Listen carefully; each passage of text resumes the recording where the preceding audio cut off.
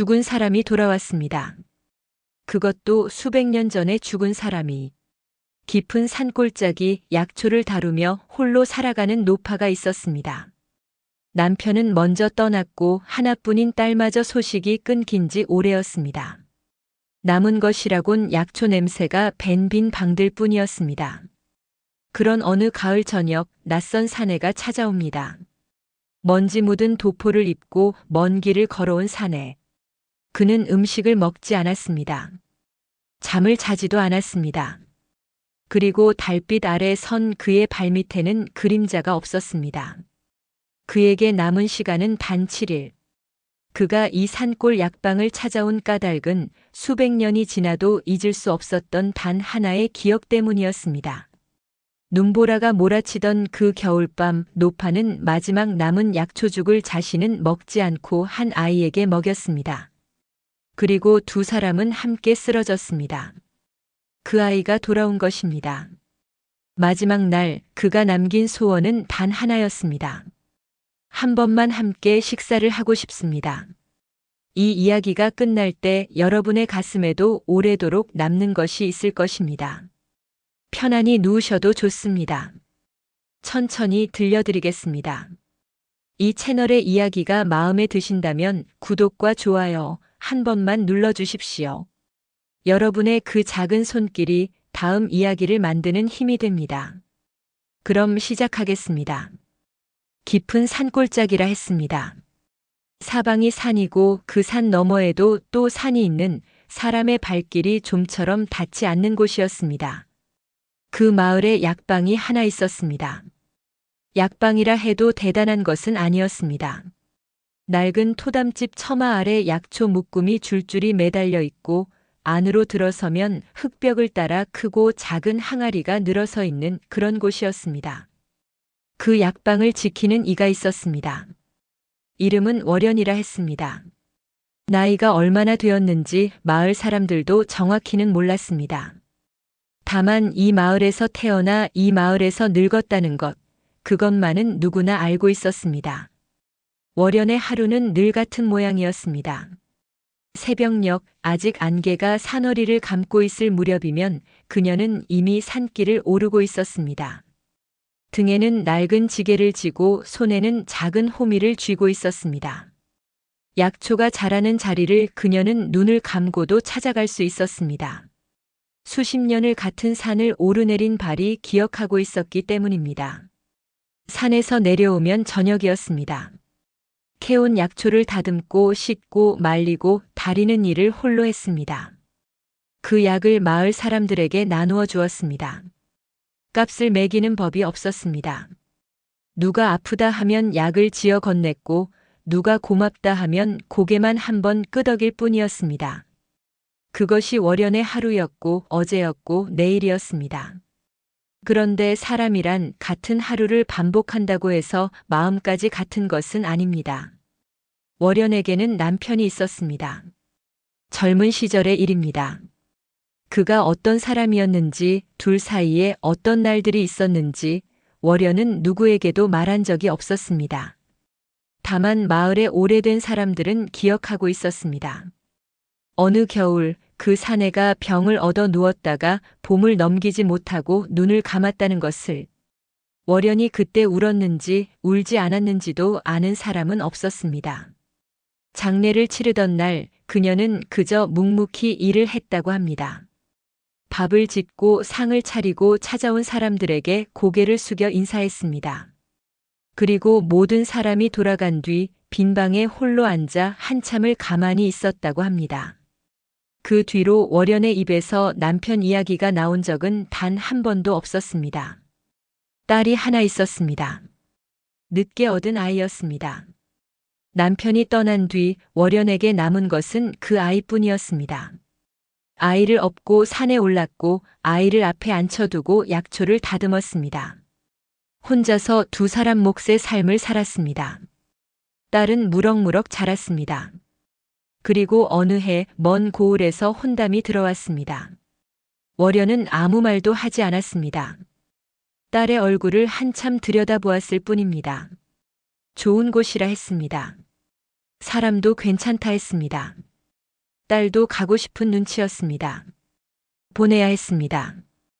혼례를 치르던 날 월연은 딸의 짐을 손수 꾸렸습니다. 약초 몇 묶음을 보자기에 싸넣었습니다. 아무것도 아닌 듯 담담하게. 그러나 딸이 탄 가마가 고갯마루를 넘어 보이지 않게 되었을 때 월연은 한참을 그 자리에 서 있었습니다. 돌아서지 못했습니다. 처음에는 소식이 왔습니다. 해가 바뀌면 안부를 전해왔고 명절이면 사람을 보내오기도 했습니다. 그러나 해가 2번, 3번 지나면서 소식의 간격은 점점 넓어졌습니다. 어느 해부터인가 아무런 기별도 오지 않게 되었습니다. 월연은 기다렸습니다. 봄이 오면 혹시 소식이 올까 기다렸고 가을이 오면 혹시 찾아올까 기다렸습니다. 그러나 아무도 오지 않았습니다. 고갯마루 너머로 사람의 그림자가 비치는 일은 없었습니다. 딸에게 무슨 일이 있었는지 월연은 알지 못했습니다. 알 도리도 없었습니다. 깊은 산골에서 먼 고을의 소식을 알 방도가 없었습니다. 그렇게 세월이 흘렀습니다. 남편도 딸도 이제는 곁에 없었습니다. 약방에 남은 것은 월연 하나뿐이었습니다. 그리고 약초 냄새가 밴 빈 방들 뿐이었습니다. 그래도 월연은 매일 산에 올랐습니다. 약초를 캐고 다리고 마을 사람들에게 나누었습니다.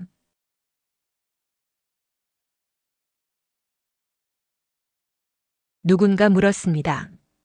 왜 그리 힘든 일을 쉬지도 않고 하느냐고. 월연은 대답하지 않았습니다. 그저 약초 뿌리에 묻은 흙을 털어내며 고개를 숙이고 있을 뿐이었습니다. 한 번은 혼잣말처럼 중얼거린 적이 있었습니다. 사람이란 누군가에게 쓰임이 있어야 사는 법이지. 그 말을 들은 사람은 아무도 없었습니다. 어쩌면 들을 사람이 필요해서 한 말이 아니었을 것입니다. 자신에게 하는 말이었을 것입니다. 하루를 더 버텨야 할 이유를 스스로에게 만들어주는 그런 말이었을 것입니다. 그 무렵 산골에는 가을이 내려앉고 있었습니다. 나뭇잎이 붉게 물들고 바람이 차가워지기 시작하는 때였습니다. 해가 짧아져 저녁이 일찍 찾아왔고 산 그림자가 마을을 빨리 덮었습니다. 그날도 월연은 여느 때처럼 약방 안에서 약초를 고르고 있었습니다. 그때였습니다. 문 앞에 인기척이 있었습니다. 이 마을에 낯선 사람이 찾아드는 일은 흔치 않았습니다. 산이 깊고 길이 험해 일부러 찾아오지 않는 한 지나칠 곳이 아니었기 때문입니다. 월연은 천천히 고개를 들었습니다. 문 앞에 사내가 하나 서 있었습니다. 회색 도포를 입고 있었습니다. 옷에는 먼지가 잔뜩 묻어 있었고 신발은 다를 대로 달아 있었습니다. 먼 길을 걸어온 사람이라는 것은 한눈에 알 수 있었습니다. 사내는 아무 말 없이 서 있었습니다.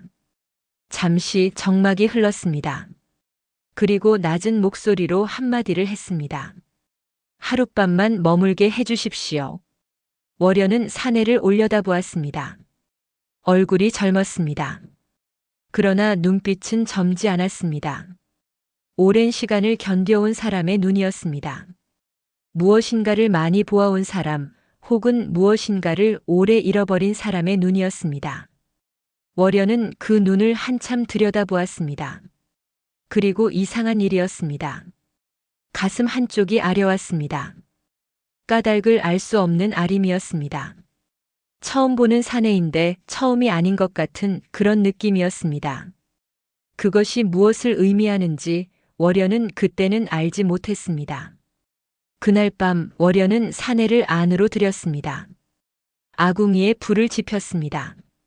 오래된 솥에 물을 올리고 찬밥을 풀어 죽을 끓였습니다. 허름한 상이었지만 혼자 사는 사람이 낼 수 있는 최선이었습니다. 사내는 상 앞에 앉았습니다. 그러나 숟가락을 들지 않았습니다. 월연은 그것을 보았지만 아무 말도 하지 않았습니다. 길을 오래 걸은 사람은 몸이 받아들이지 못할 때가 있는 법이라고 그렇게 생각했습니다. 피곤하면 억지로 먹지 않아도 된다. 사내는 고개를 숙여 인사했습니다. 그 인사가 깊었습니다. 단순히 고마워서 하는 인사가 아니라 무엇인가를 오래 참아온 사람이 겨우 한 걸음을 내딛었을 때의 그런 무게가 실려 있었습니다.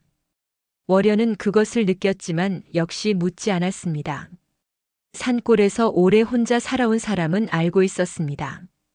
사람에게는 묻지 않아야 할 것들이 있다는 것을. 그 밤 사내는 뒷방에서 잠을 청했습니다.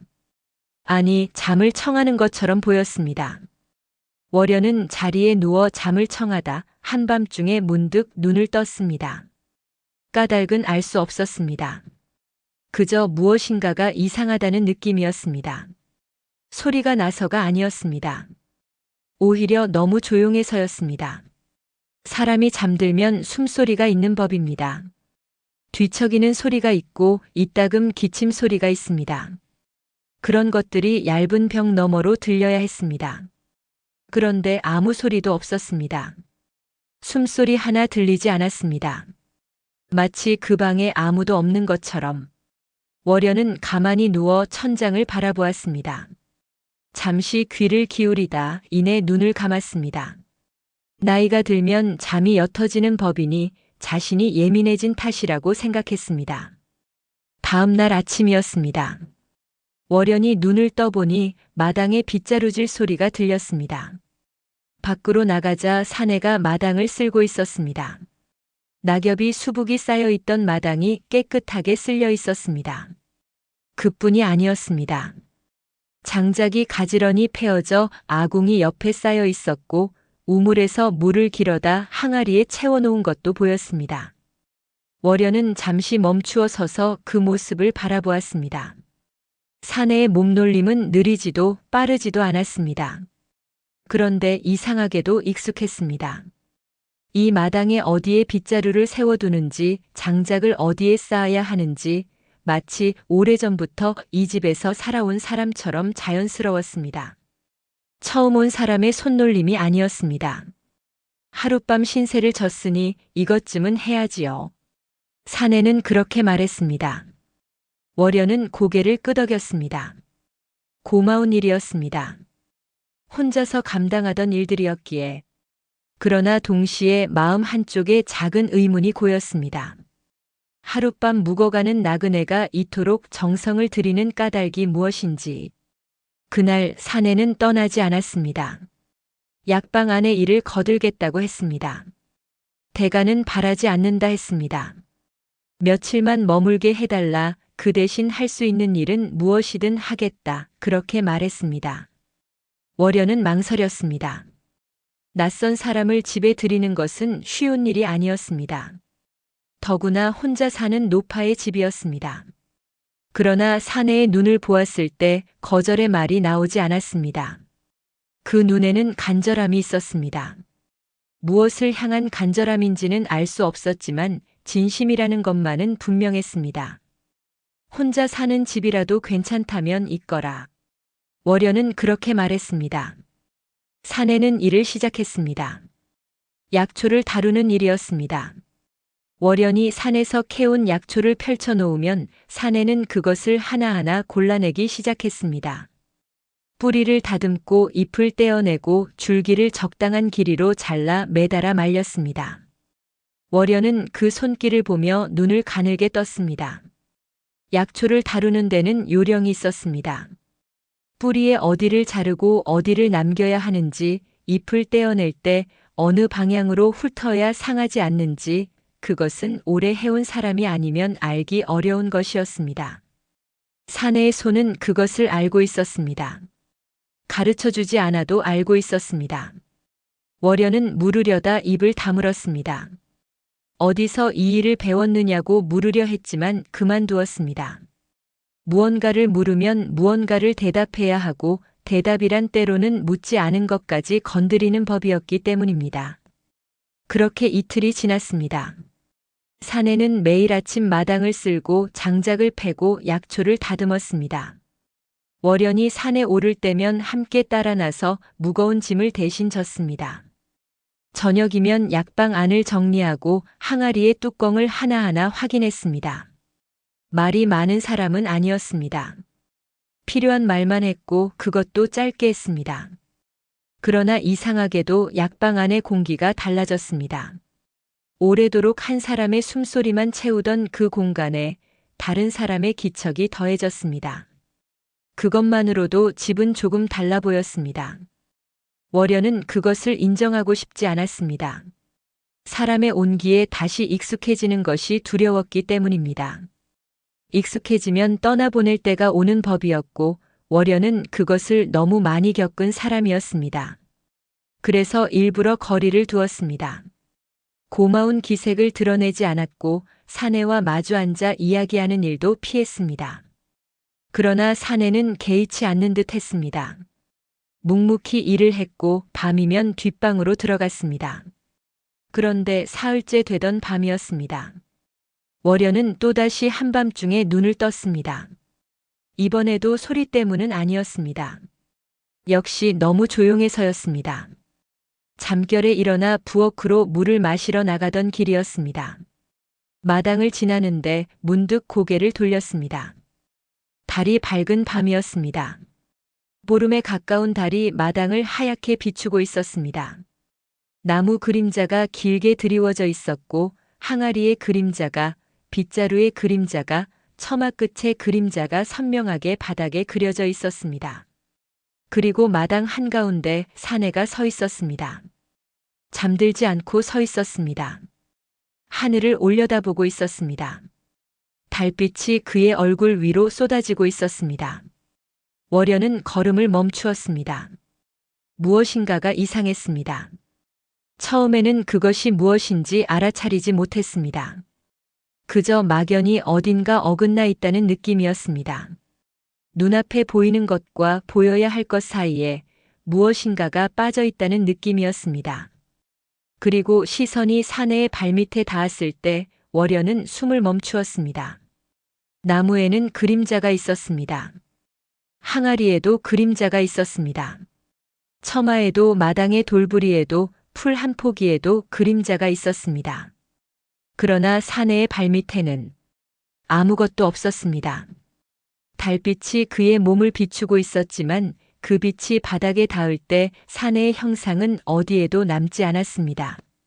마치 그곳에 아무도 서 있지 않은 것처럼 월연의 손이 가늘게 떨렸습니다. 한 발짝 뒤로 물러섰습니다. 오랜 세월을 산 사람이었습니다. 산짐승도 만나보았고 거센 풍랑 같은 세월도 견뎌왔습니다. 그러나 이것은 달랐습니다. 살아있는 것들 사이에서 벌어지는 일이 아니었습니다. 그런데 이상한 일이었습니다. 두려움이 밀려오다가 어느 순간 멈추었습니다. 사내가 고개를 돌렸기 때문입니다. 월연과 눈이 마주쳤습니다. 그 눈에 담긴 것은 해코지의 기운도 원한의 빛도 아니었습니다. 슬픔이었습니다. 깊고 오래되고 사글대로 삭은 슬픔이었습니다. 마치 수백 번의 계절을 혼자 건너온 사람이 간신히 도착한 곳에서 보이는 그런 종류의 눈빛이었습니다. 월연은 그 자리에 서 있었습니다. 물러서지도 다가가지도 못한 채 달빛이 두 사람 위로 쏟아지고 있었습니다. 그림자 하나와 그림자 없는 하나가 마당 위에 마주 서 있었습니다. 아무 말도 오가지 않았습니다. 그 침묵이 얼마나 이어졌는지 월연은 기억하지 못했습니다. 다만 그 밤 이후 그녀의 안에서 무엇인가가 달라졌습니다. 두려움이 아닌 다른 것이 자리를 잡기 시작했습니다. 그것이 무엇인지 월연은 아직 알지 못했습니다. 그리고 그 사내에게 남은 시간이 얼마인지도. 그 밤 이후 월연은 사내를 내쫓지 않았습니다. 내쫓아야 했는지도 모릅니다. 사람이 아닌 것을 곁에 두는 일이 어떤 결과를 부르는지 산골에서 오래 산 사람이라면 모를 리 없었습니다. 어린 시절 들었던 이야기들이 있었습니다. 그림자 없는 것들은 이승에 머물러서는 안 된다는 이야기, 그것들과 가까이 하면 산 사람의 기운이 깎인다는 이야기. 그러나 월연은 그 이야기들을 떠올리지 않았습니다. 아니, 떠올렸는지도 모릅니다. 다만 그것보다 먼저 떠오른 것이 있었습니다. 사내의 눈이었습니다. 달빛 아래 마주쳤던 그 눈. 아무것도 요구하지 않으면서 아무것도 원망하지 않으면서 그저 거기 서 있었던 그 눈빛. 그것이 자꾸 가슴 안쪽을 건드렸습니다. 그래서 아무 일도 없었던 것처럼 아침을 맞았습니다. 산에도 아무 일 없었다는 듯 마당을 쓸고 있었습니다. 두 사람 사이에 그 밤의 이야기는 오가지 않았습니다. 하루가 지났습니다. 이틀이 지났습니다. 월요는 달라진 것이 없는 척했지만 실은 달라져 있었습니다. 전에는 신경 쓰지 않았던 것들이 눈에 들어오기 시작했습니다. 사내가 밥상 앞에 앉되 숟가락에 손을 대지 않는 것. 아침부터 저녁까지 쉬지 않고 일을 하면서도 이마에 땀 한 줄 맺히지 않는 것. 물을 마시지 않는 것. 그리고 해가 지면 뒷방으로 들어가지만 그 방에서 한 번도 뒤척이는 소리가 들리지 않는 것. 먹지도 않고 자지도 않고 지치지도 않는 사람. 사람이라는 말을 붙일 수 있는지조차 알 수 없었습니다. 그런데도 월요는 묻지 않았습니다. 묻는다고 달라지는 것이 없다는 것을 알고 있었기 때문입니다.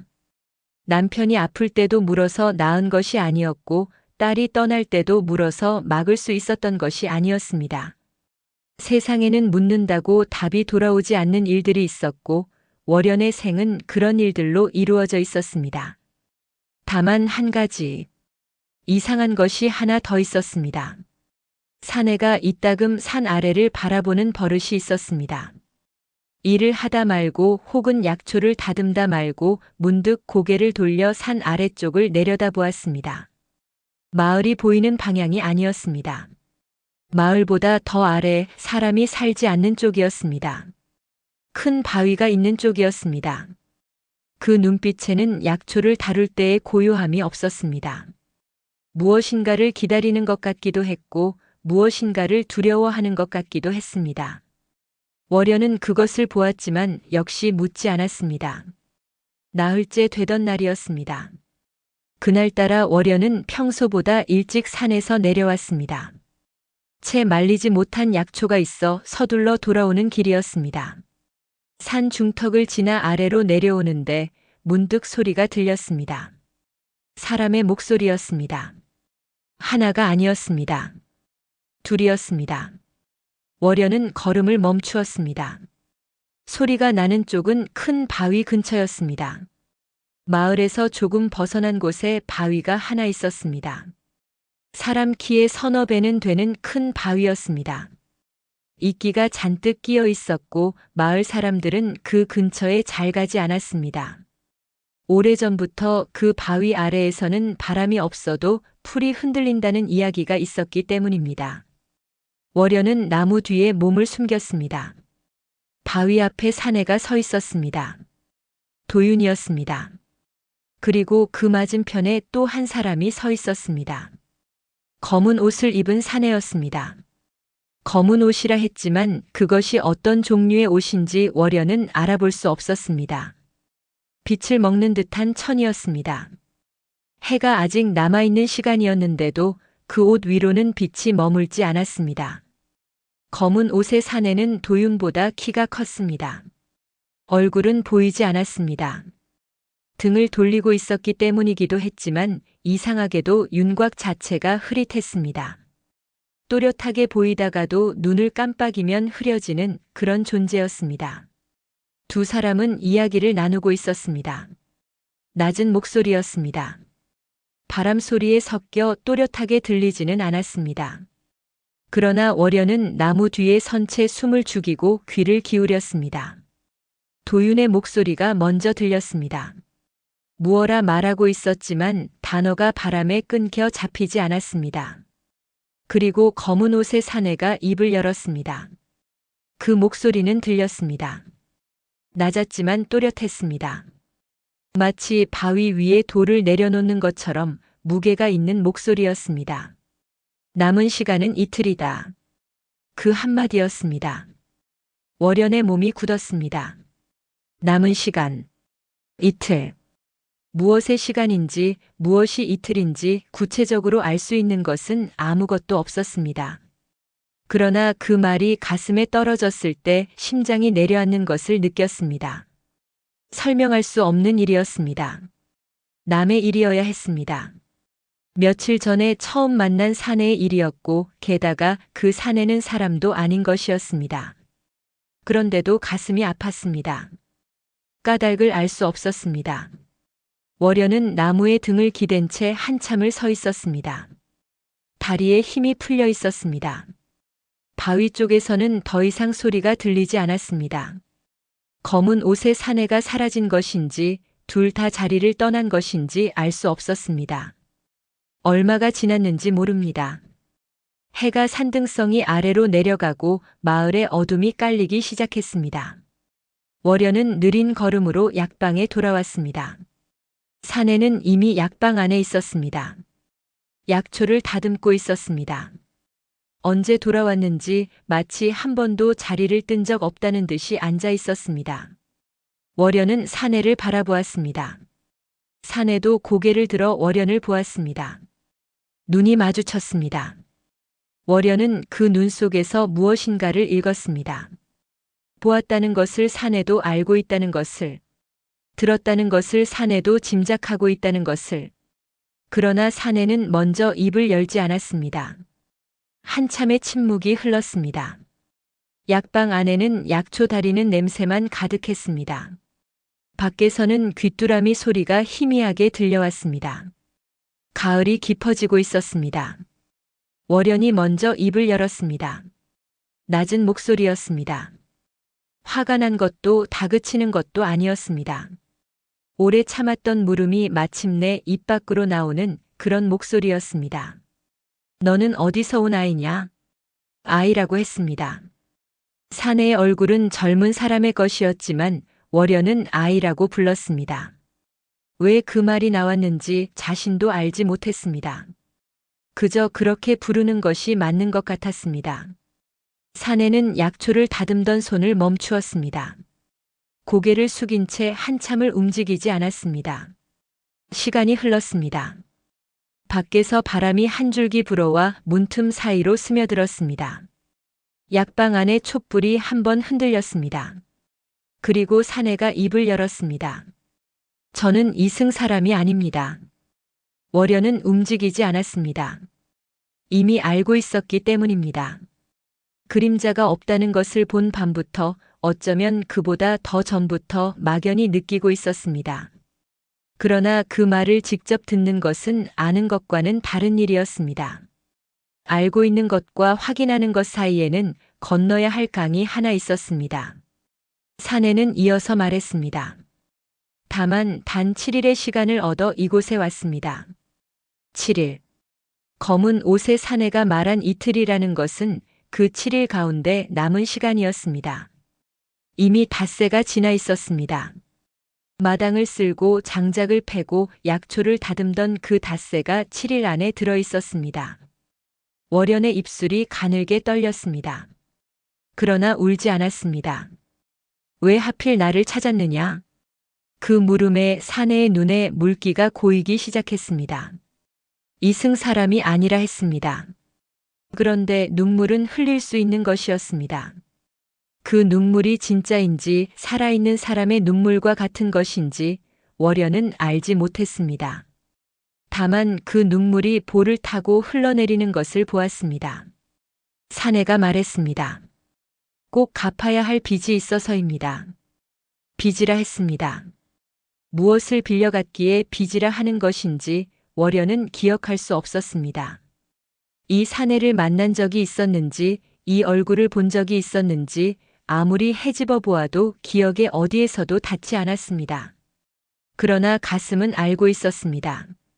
처음 이 사내가 문 앞에 섰을 때부터 까닭 없이 아려오던 것, 낯선 사람인데 낯설지 않다고 느꼈던 것, 아이라는 말이 저절로 입에서 나온 것, 몸이 기억하고 있었습니다. 머리가 잊은 것을 가슴이 잊지 않고 있었습니다. 월여는 사내를 바라보았습니다. 촛불이 다시 한번 흔들렸습니다.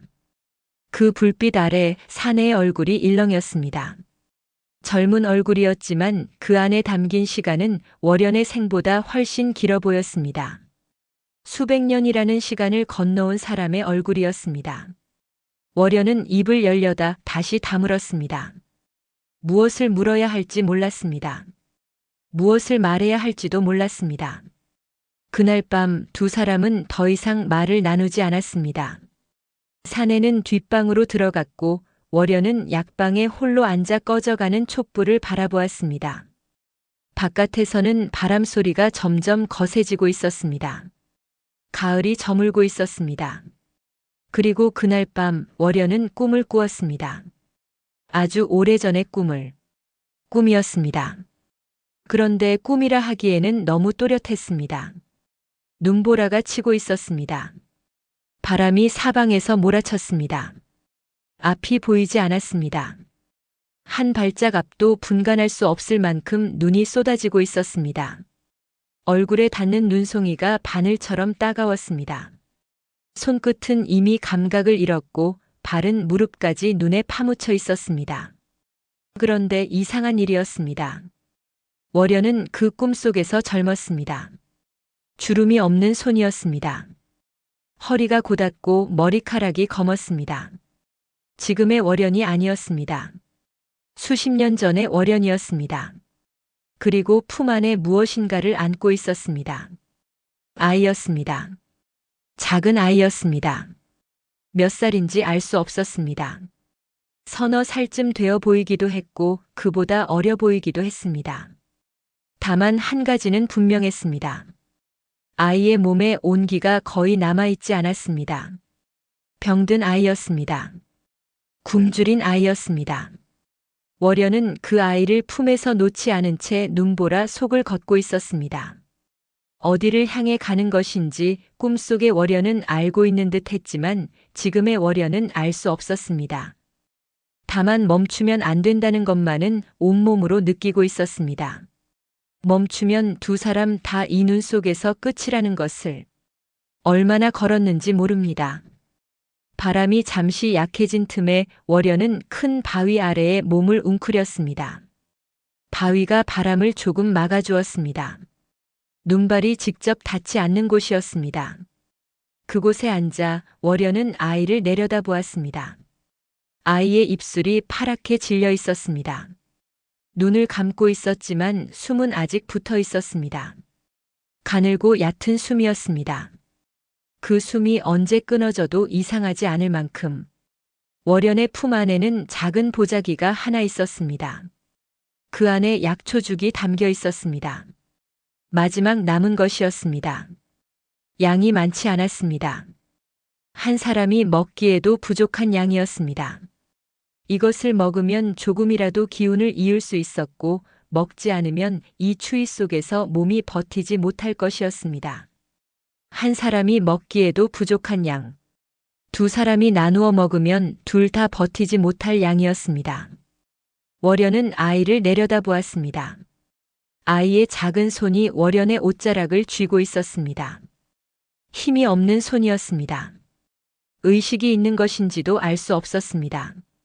그저 본능처럼 잠결에 무엇인가를 붙잡는 것처럼 그렇게 쥐고 있었습니다. 월여는 망설이지 않았습니다. 아니, 망설였는지도 모릅니다. 다만 꿈속에서는 그 시간이 보이지 않았습니다. 결과만 보였습니다. 월여는 약초죽을 아이의 입에 넣어 주었습니다. 조금씩, 아주 조금씩 아이의 입술 사이로 죽이 흘러 들어갔습니다. 삼킬 힘이 있는지 없는지도 몰랐습니다. 그래도 월여는 멈추지 않았습니다. 작은 손가락으로 아이의 입술을 벌리고 한 숟가락, 또 한 숟가락. 자신은 한 모금도 입에 대지 않았습니다. 보자기 안의 죽이 바닥을 드러냈습니다. 다 먹인 것이었습니다.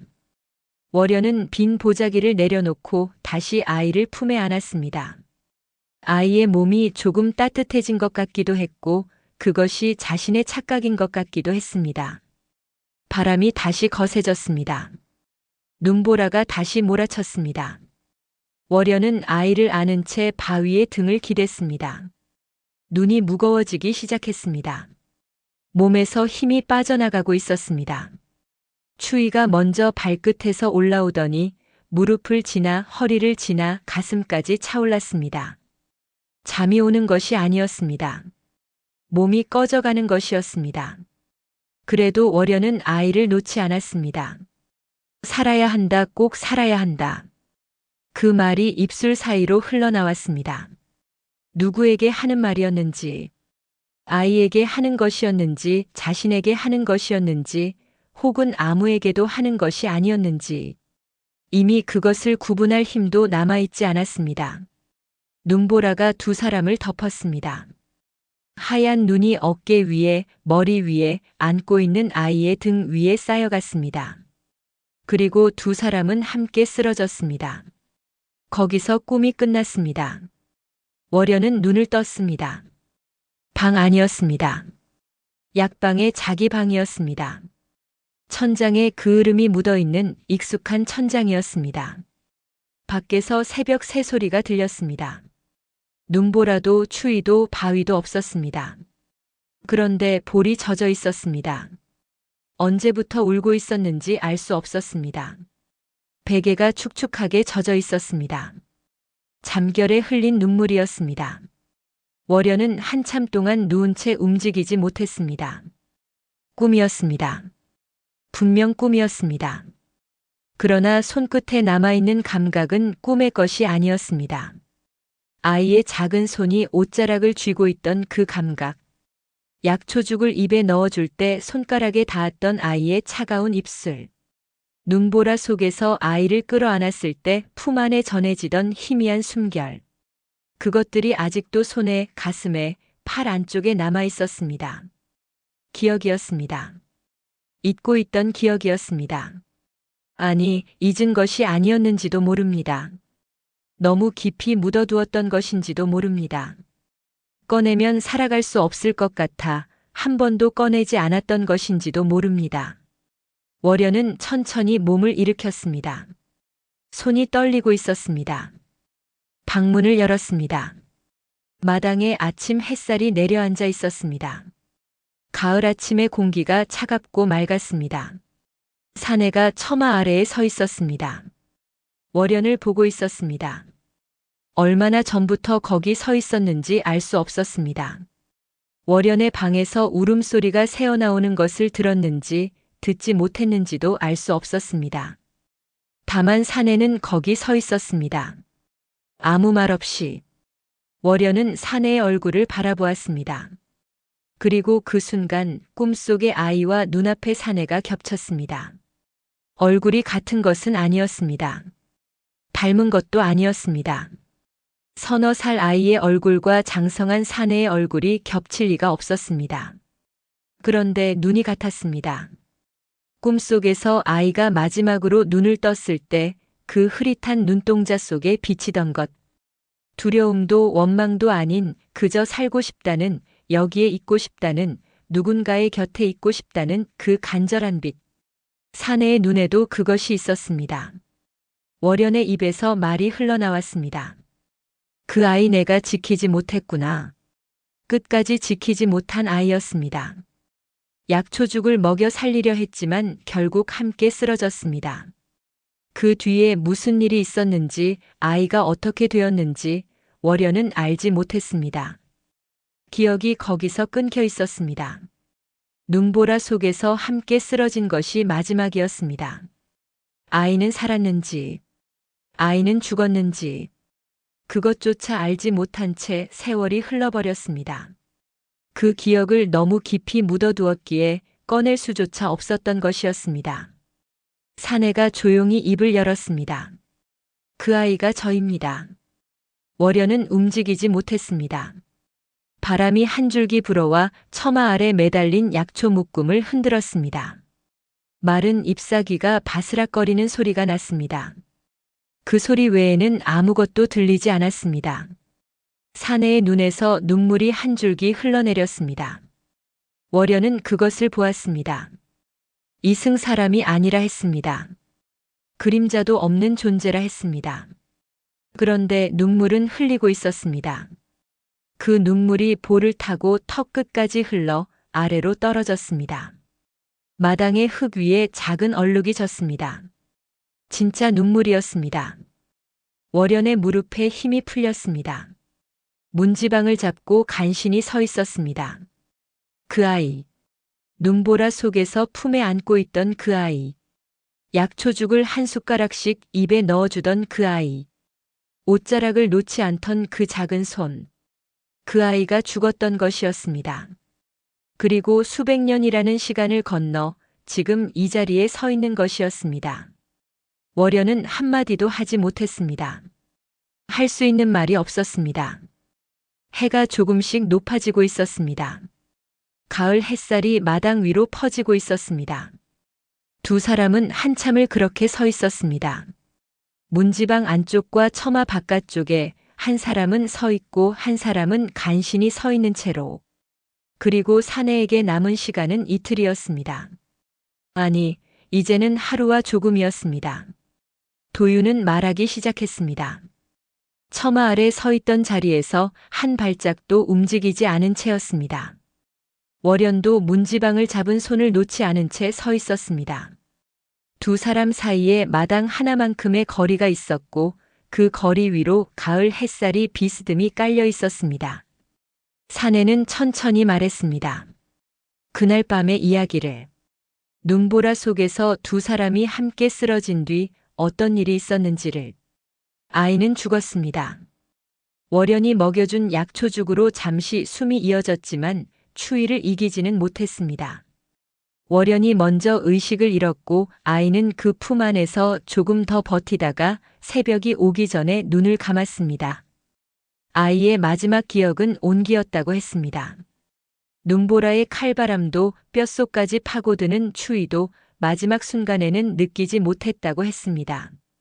품에 안긴 채로 눈을 감았기 때문에, 누군가의 팔이 자신을 감싸고 있었기 때문에, 그것이 아이가 이승에서 가져간 마지막이었습니다. 그리고 죽은 뒤의 일을 사내는 담담하게 이야기했습니다. 저승이라는 곳이 있었습니다. 사내는 그곳에 대해 많은 말을 하지 않았습니다. 다만 길이 있었다고 했습니다. 끝이 보이지 않는 긴 길이 있었고 그 길을 걸어야 했다고 했습니다. 어디로 가는 길인지 아무도 알려주지 않았습니다. 그저 걸어야 했습니다. 그 길 위에서 아이에게 역할이 주어졌습니다. 죽은 자들의 길을 인도하는 일이었습니다. 이승을 떠난 혼들이 저승의 길 위에 서면 대부분은 방향을 알지 못했습니다. 어디서 왔는지도 잊고 어디로 가야 하는지도 모른 채 길 위에 멈춰 서 있었습니다. 그런 혼들을 찾아가 길의 끝까지 함께 걸어주는 것이 사내에게 주어진 일이었습니다. 수백 년이었습니다. 사내는 그 말을 할 때 목소리가 변하지 않았습니다. 수백 년이라는 시간을 말하면서도 마치 며칠 전의 일을 이야기하듯 고요했습니다. 그러나 그 고요함이 오히려 무거웠습니다. 감정을 지워낸 것이 아니라 감정이 닳아버린 사람의 목소리였습니다. 단 한 번도 쉬지 않았다고 했습니다. 밤도 낮도 없는 곳이었습니다. 계절도 없었습니다. 시간이 흐르는 것인지 멈춰 있는 것인지 알 수 없는 곳에서 사내는 걷고 또 걸었습니다. 혼들의 손을 잡고 길의 끝까지 데려다주고 돌아와서 다시 다른 혼을 맞았습니다. 그 사이에 이승에서는 세월이 흘렀습니다. 사내가 알던 세상은 이미 여러 번 바뀌어 있었습니다. 사람들이 입는 옷이 바뀌고 짓는 집이 바뀌고 쓰는 말이 바뀌었습니다. 사내가 살았던 마을은 흔적도 없이 사라졌을 것이었습니다. 그런 것들은 상관없었습니다. 사내에게는 애초에 돌아갈 곳이 없었습니다. 살아있을 때에도 없었고 죽어서도 없었습니다. 부모의 얼굴을 기억하지 못했습니다. 이름을 불러주는 사람이 없었습니다. 병들고 굶주린 채 떠돌던 아이에게 고향이란 것은 처음부터 주어지지 않았던 것이었습니다. 다만 하나, 잊을 수 없는 것이 있었습니다. 눈보라 속에서 자신을 품에 안아준 사람. 마지막 남은 것을 자신에게 먹이고 자신은 한 모금도 입에 대지 않았던 사람. 살아야 한다고, 꼭 살아야 한다고 말했던 그 목소리. 그리고 마지막 순간 품 안에서 느꼈던 온기. 사내는 수백 년을 걸으면서 그것을 잊지 못했습니다. 저승의 길 위에서 수없이 많은 혼들을 만났습니다. 그 혼들은 저마다 이승의 기억을 가지고 있었습니다. 사랑했던 사람의 이야기, 미처 갚지 못한 은혜의 이야기, 끝내 전하지 못한 말의 이야기. 사내는 그 이야기들을 들으며 걸었습니다. 그러면서 자신의 기억은 더 선명해졌습니다. 바래지지 않았습니다. 수백 년이라는 시간은 대부분의 것을 지우기에 충분한 시간이었지만 그 기억만은 지워지지 않았습니다. 오히려 다른 것들이 지워질수록 그것만 남았습니다. 눈보라, 약초죽, 품 안의 온기. 그 세 가지만이 사내 안에 남아 있었습니다. 그래서 빌었다고 했습니다. 누구에게 빌었는지 사내는 말하지 않았습니다. 어떻게 허락을 받았는지도 말하지 않았습니다. 다만 오랜 시간이 걸렸다는 것만 알 수 있었습니다. 단 7일. 그것이 사내가 얻어낸 시간이었습니다. 이승에 돌아가 그 사람을 만나고 갚지 못한 빚을 갚을 수 있는 시간. 7일이 지나면 다시 돌아가야 했습니다. 다시 저승의 긴 길 위에 서야 했습니다. 그 7일 가운데 닷새가 이미 지나 있었습니다. 마당을 쓸고 장작을 패고 약초를 다듬었던 닷새. 그것이 사내가 생각한 빚의 갚음이었습니다. 월연이 혼자서 감당하고 있던 일들을 단 며칠이라도 대신 해주는 것. 살아있을 때 해줄 수 없었던 것을 죽어서라도 하는 것. 사내는 거기까지 말하고 입을 다물었습니다. 월연은 아무 말도 하지 않았습니다. 한참 동안 아무 말도 할 수 없었습니다. 해가 마당 위를 천천히 옮겨가고 있었습니다. 처마 그림자가 조금씩 길어지고 있었습니다. 약방 안에서 다리던 약초의 냄새가 문틈으로 흘러나오고 있었습니다. 월연은 그제야 문지방에서 손을 떼었습니다. 마당으로 내려섰습니다. 느린 걸음이었습니다. 늙은 사람의 걸음이었습니다. 한 발짝 또 한 발짝. 사내가 서 있는 처마 아래까지 걸어갔습니다. 가까이 가서 보니 사내의 얼굴에 이전에는 보이지 않던 것이 있었습니다. 지쳐 있었습니다. 이승 사람이 아니라 했고 먹지도 자지도 않는다 했지만 사내의 얼굴에는 분명 피로가 묻어 있었습니다. 수백 년의 피로가. 쉬지 않고 걸었던 그 긴 시간의 피로가. 끝내 이곳까지 찾아온 여정의 피로가. 월연은 사내의 얼굴을 한참 올려다보았습니다. 그리고 돌아서서 부엌으로 들어갔습니다. 아무 말도 하지 않았습니다. 부엌에서 솥을 올렸습니다. 쌀을 씻었습니다. 불을 지폈습니다. 나물을 무쳤습니다. 된장을 풀어 국을 끓였습니다. 오래된 동작이었습니다. 수십 년을 해온 손놀림이었습니다. 그러나 오늘은 달랐습니다. 혼자 먹을 밥이 아니었습니다. 월연은 밥을 2그릇 퍼담았습니다. 국도 2그릇 떠놓았습니다. 나물을 가지런히 담고 수저를 2벌 놓았습니다. 사내를 불렀습니다. 부르는 말은 짧았습니다. 들어와 앉거라. 사내는 부엌 문 앞에 서서 상을 바라보았습니다. 2사람분의 밥상이었습니다. 대단한 것은 없었습니다. 흰밥과 된장국, 나물 2가지. 산골 노파가 차릴 수 있는 소박한 상이었습니다. 사내는 움직이지 않았습니다. 며칠 동안 밥상 앞에 앉아도 숟가락을 들지 않았던 사내였습니다. 음식을 먹지 않는 존재였습니다. 먹을 수 없는 존재였습니다. 월연은 먼저 자리에 앉았습니다. 사내를 보지 않았습니다. 그저 자기 자리에 앉아 숟가락을 들고 밥을 한 숟가락 떠서 입에 넣었습니다. 그리고 기다렸습니다. 부엌 안에 밥 짓는 냄새가 가득했습니다. 솥 아래 불씨가 아직 남아있어 따뜻한 기운이 바닥 위로 퍼지고 있었습니다. 사내가 천천히 들어와 맞은편에 앉았습니다. 밥상 위를 내려다보고 있었습니다. 한참을 그렇게 내려다보고 있었습니다. 월연은 여전히 아무 말도 하지 않았습니다. 재촉하지도 권하지도 않았습니다. 그저 자기 밥을 먹고 있었습니다. 천천히, 조용히, 이윽고 사내의 손이 움직였습니다. 숟가락을 집어들었습니다. 밥을 한 숟가락 떴습니다. 떨리는 손이었습니다.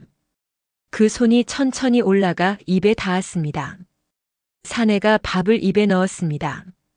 오래 씹었습니다. 삼키기까지 시간이 걸렸습니다. 그리고 숟가락을 내려놓았습니다.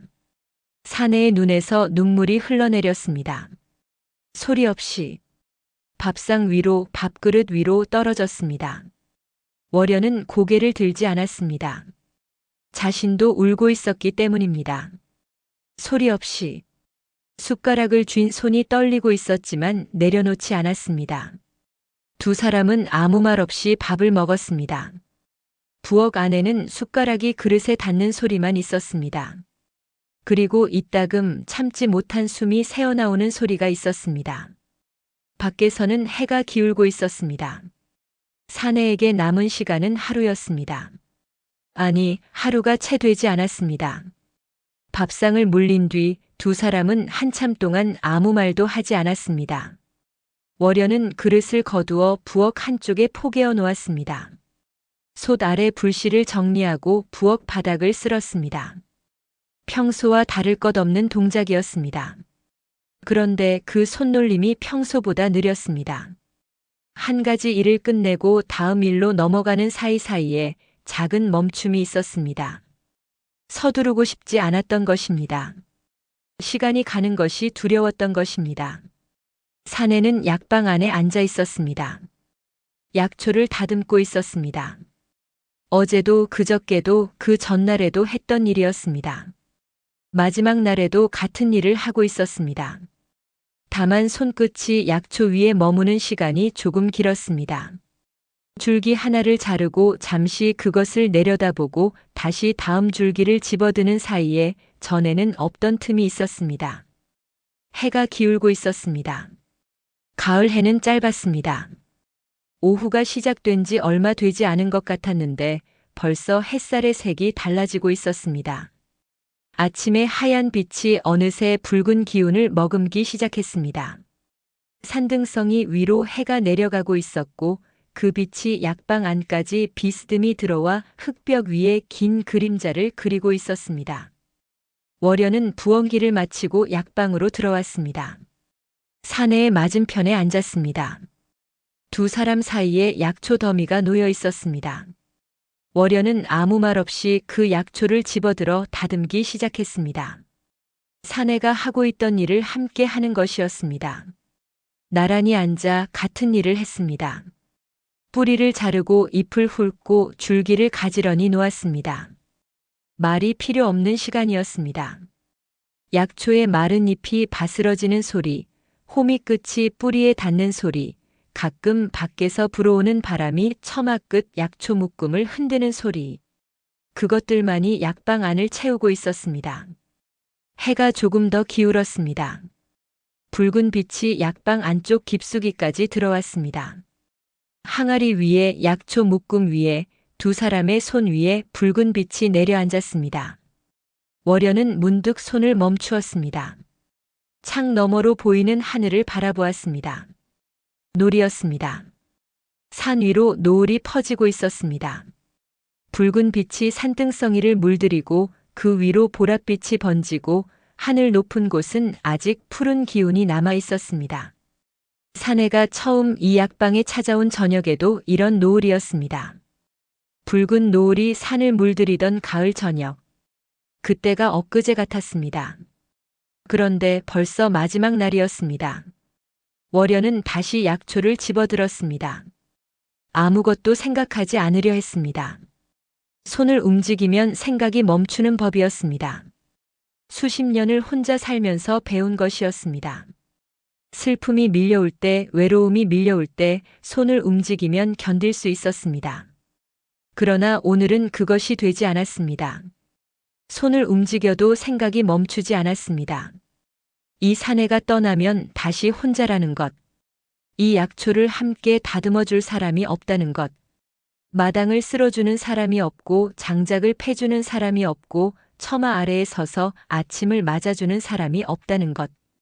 며칠 되지 않는 시간이었습니다. 고작 7일이었습니다. 그 짧은 시간에 사람이 이토록 달라질 수 있다는 것이 믿기지 않았습니다.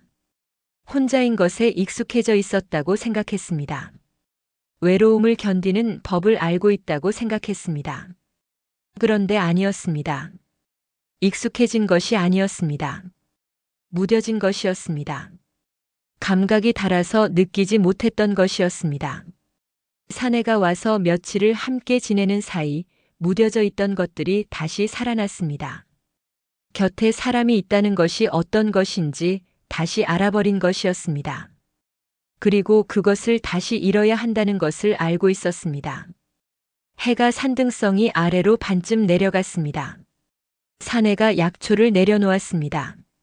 손을 무릎 위에 가지런히 올려놓고 창 밖의 노을을 바라보았습니다. 한참을 바라보았습니다. 그 얼굴에 붉은 빛이 비치고 있었습니다. 그리고 조용히 말했습니다. 단 한 번만 함께 식사를 하고 싶습니다. 월연은 손을 멈추었습니다. 함께 식사를 하고 싶다고 했습니다. 아까 이미 함께 밥을 먹지 않았느냐고 그렇게 물을 수도 있었습니다. 그러나 월연은 그 말을 하지 않았습니다. 아까의 밥상은 달랐습니다. 아까는 월연이 차린 것이었습니다. 월연이 밥을 짓고 국을 끓이고 나물을 무쳐서 사내에게 내어준 것이었습니다. 사내가 원한 것은 그것이 아니었습니다. 함께. 그 말 안에 담긴 것을 월연은 알아들었습니다. 나란히 앉아 같은 상에서 같은 것을 먹는 것. 주는 사람과 받는 사람이 아니라 그저 두 사람이 마주 앉아 밥을 먹는 것. 그것이 사내의 소원이었습니다. 수백 년을 걸어서 돌아와 7일의 시간을 얻어 마지막 날에 남긴 소원이 그것이었습니다. 월연은 일어섰습니다. 부엌으로 갔습니다. 이번에는 서두르지 않았습니다. 쌀을 씻었습니다. 물에 불리는 동안 나무를 손질했습니다. 산에서 캐온 것들이었습니다. 도라지를 다듬고 고사리를 삶고 취나물을 무쳤습니다. 된장을 풀어 국을 끓이는 동안 밥이 뜸을 들였습니다. 약방 안에 밥 짓는 냄새가 퍼졌습니다. 나무가 타는 냄새, 된장이 끓는 냄새, 밥이 익어가는 냄새. 오래된 냄새들이었습니다. 수십 년 동안 이 부엌에서 나던 냄새들이었습니다. 그런데 오늘은 그 냄새가 달랐습니다. 누군가를 위해 짓는 밥이었기 때문입니다. 상을 차렸습니다. 밥 2그릇, 국 2그릇, 나물 서너 가지. 대단한 것은 없었습니다. 있는 것을 담은 것이 전부였습니다. 그러나 그것으로 충분했습니다. 사내가 들어와 앉았습니다. 마주 앉았습니다. 작은 상 하나를 사이에 두고 두 사람이 마주 앉았습니다. 밖에서는 해가 거의 다 져가고 있었습니다. 부엌 안에 어둠이 내려앉기 시작했고 월연은 촛불 하나를 켰습니다. 촛불이 두 사람의 얼굴을 비추었습니다. 월연은 숟가락을 들었습니다. 사내도 숟가락을 들었습니다. 밥을 떴습니다. 사내가 밥을 입에 넣었습니다. 이번에는 아까처럼 오래 멈추지 않았습니다. 천천히 그러나 멈추지 않고 씹었습니다. 삼켰습니다. 국을 떠서 마셨습니다. 나물을 집어 입에 넣었습니다. 사내의 눈에서 눈물이 흘렀습니다. 소리 없이 밥을 먹으면서 울고 있었습니다. 숟가락을 내려놓지 않았습니다. 눈물을 닦지도 않았습니다. 그저 먹고 있었습니다. 눈물이 볼을 타고 턱 끝에서 떨어지는 동안에도 밥을 떠서 입에 넣고 국을 떠서 마시고 나물을 씹었습니다. 이것이 사내가 말했습니다. 살아있는 사람의 온기군요. 숟가락을 쥔 손이 떨리고 있었습니다. 밥의 온기, 국의 온기, 그것을 지어준 사람의 온기, 마주 앉아 함께 먹고 있다는 것의 온기. 수백 년 동안 저승의 길 위를 걸으며 사내가 한 번도 느끼지 못했던 것이었습니다. 죽은 자들의 손을 잡고 걸었지만 그 손에서는 온기가 느껴지지 않았습니다. 저승의 길 위에는 밥 짓는 냄새가 없었고 된장이 끓는 냄새가 없었고 나무 타는 냄새가 없었습니다. 따뜻한 것이 없었습니다. 그것을 지금 사내는 입안에서 느끼고 있었습니다. 월연도 울고 있었습니다. 역시 소리 없이. 숟가락을 쥔 손이 떨렸지만 내려놓지 않았습니다. 먹었습니다. 함께 먹었습니다. 두 사람은 끝까지 밥을 먹었습니다. 촛불이 흔들리고 있었습니다. 밖에서 바람 소리가 들렸습니다. 해가 다 졌습니다. 밤이 온 것이었습니다. 마지막 밤이었습니다. 그릇이 비었습니다. 사내는 빈 그릇을 한참 내려다보았습니다. 밥알 하나 남지 않은 그릇이었습니다. 국물 한 방울 남지 않은 그릇이었습니다. 그 빈 그릇 안에 촛불이 비치고 있었습니다. 사내가 고개를 들었습니다. 월연을 바라보았습니다. 입을 열려는 듯 했습니다. 무엇인가 말하려는 듯 했습니다. 그러나 말하지 않았습니다. 고개를 숙여 깊이 인사했습니다. 이마가 바닥에 닿을 만큼 깊은 인사였습니다. 월연은 그 모습을 내려다보았습니다. 손을 뻗어 사내의 머리 위에 올려놓고 싶었습니다. 괜찮다고, 충분히 갚았다고, 빚 같은 것은 처음부터 없었다고 말해주고 싶었습니다. 그러나 손이 닿지 않았습니다. 뻗어야 할 손이 떨려서 움직일 수 없었습니다. 두 사람 사이에 촛불만 흔들리고 있었습니다. 밤이 깊어지고 있었습니다. 그리고 그 밤이 닿으면 사내는 떠나야 했습니다. 밤이 깊었습니다. 촛불이 짧아져 있었습니다. 처음 켤 때의 절반도 남지 않은 촛불이 약하게 흔들리고 있었습니다. 밖에서는 바람 소리가 잦아들어 산골짜기 전체가 고요에 잠긴 듯 했습니다. 두 사람은 약방 마루에 나란히 앉아 있었습니다. 마당 너머로 하늘이 보였습니다. 구름 한 점 없는 밤하늘이었습니다. 별이 쏟아지듯 빛나고 있었습니다. 산골이 아니면 볼 수 없는 하늘이었습니다. 별빛이 마당 위에까지 내려앉아 흙바닥 위에 희미한 빛을 깔고 있었습니다. 말이 없었습니다. 한참 동안 말이 없었습니다. 할 말이 없어서가 아니었습니다. 할 말이 너무 많아서 어디서부터 꺼내야 할지 알 수 없는 그런 침묵이었습니다. 월연은 마당을 바라보고 있었습니다. 며칠 전까지만 해도 낙엽이 수북이 쌓여 있던 마당이었습니다. 사내가 매일 아침 쓸어주었습니다. 지금은 깨끗했습니다. 장작도 가지런히 패어져 아궁이 옆에 쌓여 있었고 항아리에는 물이 가득 채워져 있었습니다. 사내가 한 일들이었습니다. 7일 동안 한 일들이었습니다. 월연은 그것들을 하나하나 눈에 담았습니다. 내일 아침이면 마당을 쓸어줄 사람이 없을 것이었습니다. 모레가 되면 장작을 패줄 사람이 없을 것이었습니다. 그 다음 날도 다시 혼자였습니다. 그것을 생각하자 가슴이 먹먹해졌지만 월연은 울지 않았습니다. 아까 밥상 앞에서 이미 충분히 울었습니다. 지금은 울 때가 아니었습니다. 남은 시간을 울면서 보낼 수는 없었습니다. 사내가 먼저 입을 열었습니다. 달이 밝습니다. 월연은 고개를 들어 하늘을 보았습니다. 달이 떠 있었습니다. 보름에는 아직 이틀이 남은 달이었습니다. 둥그러지기 직전의 달이었습니다. 거의 다 찼지만 아직 다 차지 않은 한쪽이 아주 조금 기울어진 달이었습니다. 차오르기만 하면 되는 달이었습니다. 그런데 그것을 볼 수 없는 사람이 떠나야 했습니다. 달빛이 마당 위로 쏟아지고 있었습니다. 사내의 발밑에는 여전히 그림자가 없었습니다. 처음 그것을 보았던 밤이 떠올랐습니다. 그때는 두려움이 있었습니다. 사람이 아닌 것을 곁에 두고 있다는 두려움이. 그러나 지금은 그런 것이 없었습니다. 그림자가 없다는 것은 이 사내가 이곳에 머물 수 없는 존재라는 뜻이었습니다.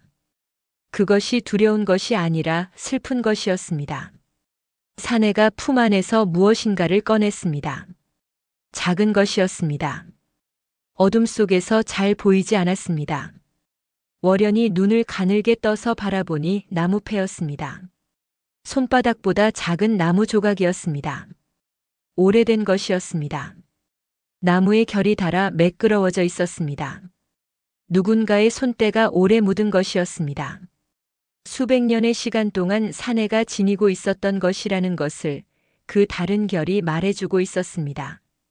사내가 그것을 두 손으로 들어 월연 앞에 내밀었습니다. 이것을 간직해 주십시오. 월연은 그 나무패를 바라보았습니다. 받아야 했습니다. 받아야 한다는 것을 알고 있었습니다. 그러나 손이 쉽게 나가지 않았습니다. 이것을 받으면 끝이라는 것을 알고 있었기 때문입니다. 건네는 것이 마지막이라는 것을 알고 있었기 때문입니다. 한참이 지났습니다. 별빛이 조금 움직였습니다. 달이 아주 조금 더 기울었습니다. 월연이 손을 내밀었습니다. 떨리는 손이었습니다. 나무패를 받아들었습니다. 가벼웠습니다. 이토록 작고 가벼운 것에 수백 년의 시간이 담겨 있다는 것이 믿기지 않았습니다. 그러나 손바닥 위에 올려놓자 미세한 온기가 느껴졌습니다. 나무에서 온기가 날 리 없었습니다. 사내의 손에서 옮겨진 것도 아니었습니다. 이승 사람이 아닌 사내의 손에 온기가 있을 리 없었습니다. 그런데 따뜻했습니다. 월연은 그 나무패를 가만히 쥐었습니다. 사내가 일어섰습니다. 천천히 일어섰습니다. 마루에서 마당으로 내려섰습니다. 신발을 신지 않았습니다. 맨발로 흙 위에 섰습니다. 뒤돌아보았습니다. 월연을 바라보았습니다. 달빛 아래 사내의 얼굴이 보였습니다. 울고 있지 않았습니다. 눈물은 이미 다 흘린 뒤였습니다. 남은 것은 고요한 얼굴이었습니다. 해야 할 일을 다 마친 사람의 얼굴이었습니다. 다음 생이 있다면 사내가 말했습니다. 이번에는 제가 먼저 찾아가겠습니다. 월연은 대답하지 못했습니다. 입술이 떨렸지만 소리가 나오지 않았습니다. 고개를 끄덕이려 했지만 목이 움직이지 않았습니다. 사내는 더 기다리지 않았습니다. 돌아섰습니다. 마당을 가로질러 걸어갔습니다.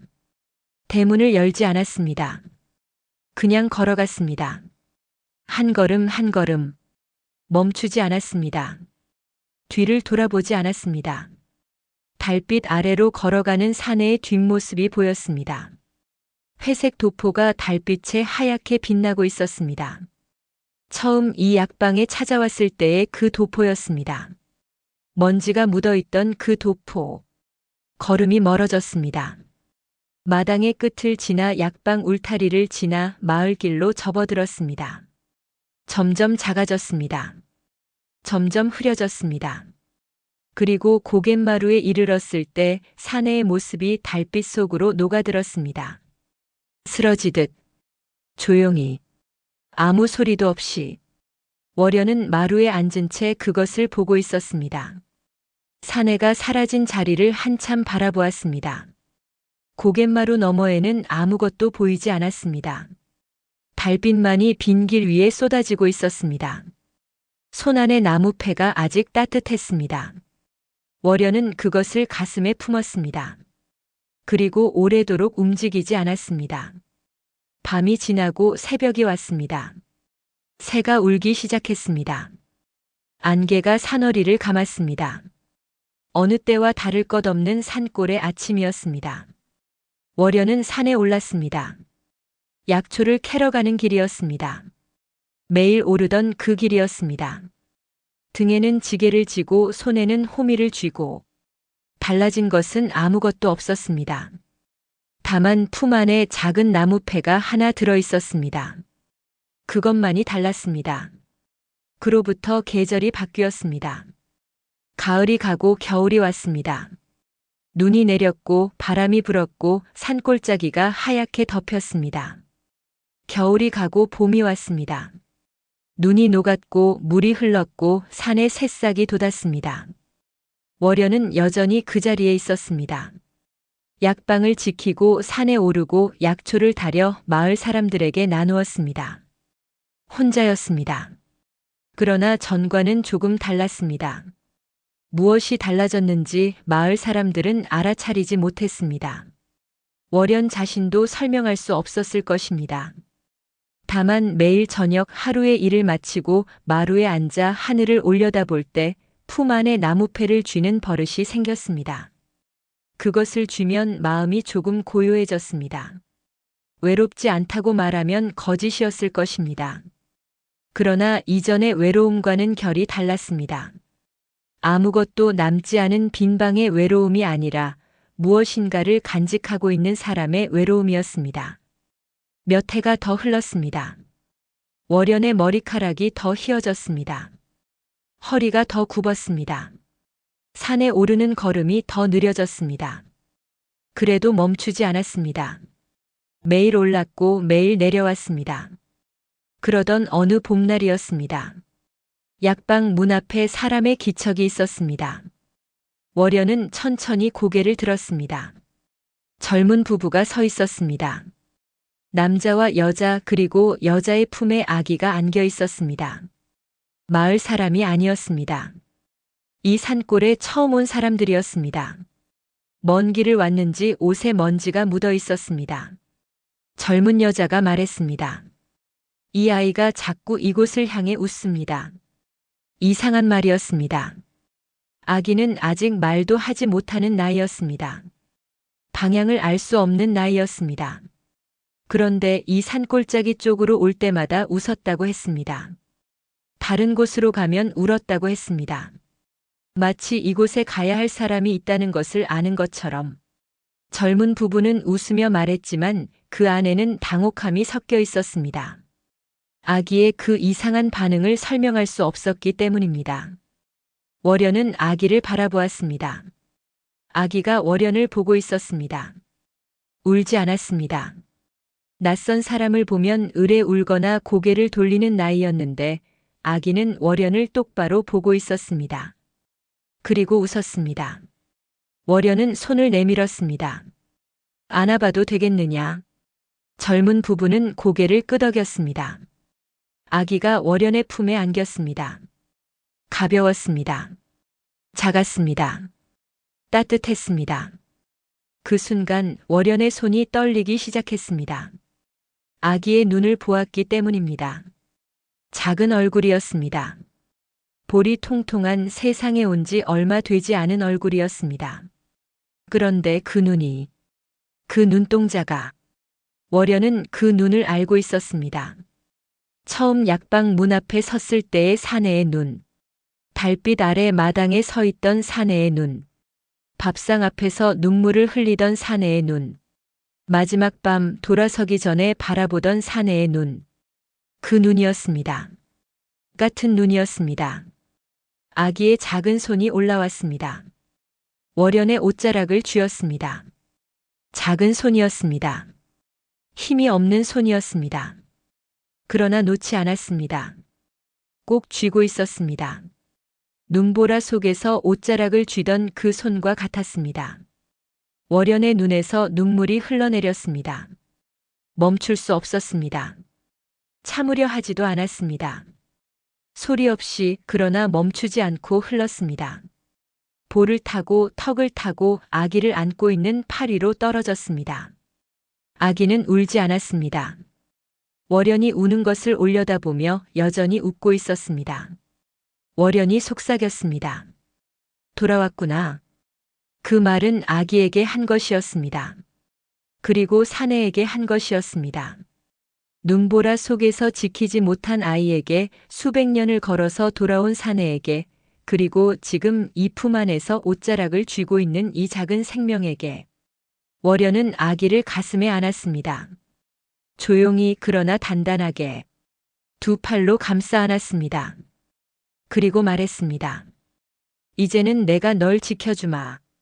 품 안에서 나무패가 아기의 등에 닿아 있었습니다. 따뜻했습니다.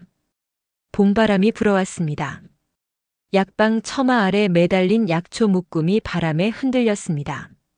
마른 잎사귀가 바스락거리는 소리가 났습니다. 마당에는 봄 햇살이 가득했습니다. 산골짜기에 봄이 와 있었습니다. 이것으로 오늘의 이야기를 모두 들려드렸습니다. 수백 년을 걸어서 돌아온 사람이 있었습니다. 마지막 남은 것을 내어주고도 그것을 기억하지 못했던 사람이 있었습니다. 7일이라는 시간은 짧았습니다. 그러나 그 안에 담긴 것은 짧지 않았습니다. 밥 한 그릇의 온기가, 마당을 쓸던 빗자루 소리가, 약초를 다듬던 나란한 손끝이 수백 년의 빚을 갚고도 남았습니다. 떠나는 사람은 나무패 하나를 남겼고 돌아온 사람은 작은 손으로 옷자락을 쥐었습니다.